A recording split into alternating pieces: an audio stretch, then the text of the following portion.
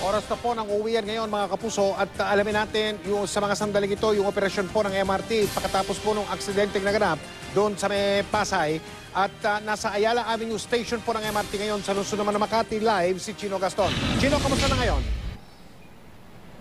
Mike, maging mga kababayan natin hindi naman sumasakay sa MRT ay lubos na naapektuhan ngayon dahil sa matinding daloy ng traffic.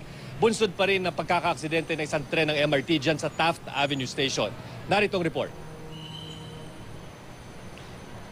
Rush hour pa man din at napakatinding traffic sa southbound lane ng EDSA ang sumalubong sa ating mga kababayan kani-kanina lamang.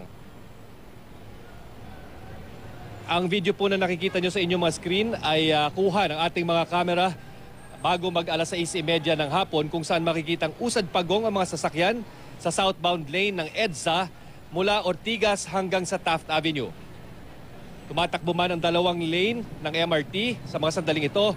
Ang lubos na naapektuhan ngayon ay ang mga driver ng mga pribadong mga sasakyan at mga pasahero ng mga bus.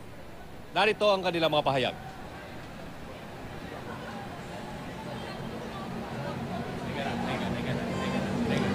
At Mike, yan ang latest mula rito sa Makati City.